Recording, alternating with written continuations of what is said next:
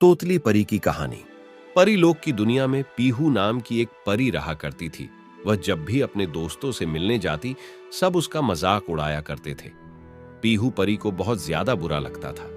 एक दिन वो अपने सारे दोस्तों से मिलने उनके पास जाती है और बोलती है, तलो धूमने तलते हैं। उसकी ये बातें सुनकर सभी परियां पीहू परी पर हंसने लगती हैं, जिससे परी उदास होकर वहां से चली जाती है। तभी उसकी एक बेस्ट फ्रेंड पीहू के पास आती है और पीहू को एक सलाह देकर बोलती है, तुम एक काम करो, कुछ दिनों के लिए पृथ्वी लोक में चली जाओ। अपने दोस्त की बात मानकर वो पृथ्वी लोक में एक साधारण लड़की बनके चली जाती है। तभी रास्ते में आदि नाम के लड़के की नजर पीहू पर पड़ती है। वो पीहू को देखते ही उससे दोस्ती करने के लिए पूछता है। तभी पीहू परी अपनी गर्दन हिलाकर हां बोल देती है। उसके बाद से दोनों एक दूसरे से मिलना शुरू कर देते हैं। फिर एक दिन आदि पीहू परी को अपनी मां से मिलवाने अपने घर ले जाता है और बोलता है, ये पीहू है और मैं इसी से शादी करना चाहता हूं। उसकी मां आदि के खुशी के लिए मान जाती है और दोनों की शादी हो जाती है। शादी की अगली सुबह आदि को पीहू की आवाज के बारे में मालूम पड़ता है, जिससे वो बहुत उदास होकर बैठ जाता है। तभी उसकी मां आकर आदि से पूछती है, क्या हुआ बेटा, इतने परेशान क्यों लग रहे हो?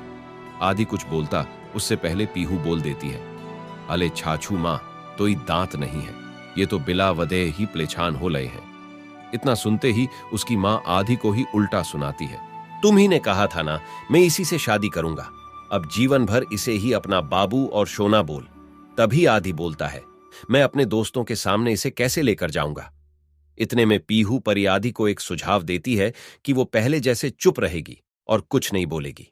परी का ये सुझाव दोनों मां बेटे को पसंद आता है। दूर दोनों अपने दोस्त के घर जाते हैं। चारों दोस्त खाना खा रहे होते हैं।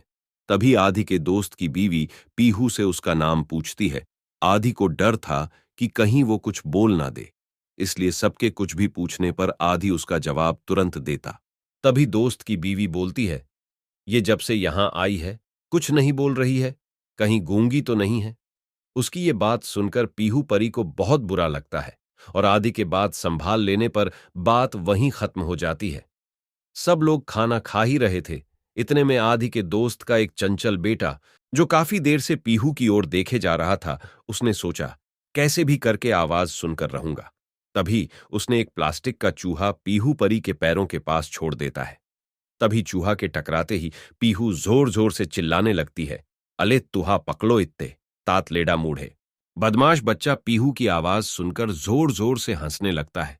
तभी आदि फिर से उदास हो जाता है। तभी भाभी आदि को समझती है कि तुम्हारी बीवी तोतली है क्या? तभी आदि अपनी सारी बात बताता है। फिर वह बोलती है, कोई बात नहीं, आदि तोतलापन अब लाइलाज नहीं है, आप इसे किसी डॉक्टर को दिखाइए, ये ठीक हो जाएगी। घिर अगले दिन ही आदि पीहू परी को एक अच्छी डॉक्टर को दिखाता है। इलाज के बाद कुछ दिन में पीहू परी अच्छे से बोलने लगती है। दोनों बहुत खुश हो जाते हैं। एक दिन पीहू परी अपनी पूरी बात आदि को बता देती है। मैं परी लोक से आई हूं, तोतली होने के कारण सब मुझ पर हंसते थे, इसलिए मैं यहां पर आ गई थी। लेकिन आदि तुम चिंता मत करो, तुमने मेरी इस बीमारी का इलाज करवाया है। अब मैं हमेशा तुम्हारे साथ रहूंगी, तुम्हें छोड़कर कहीं नहीं जाऊंगी।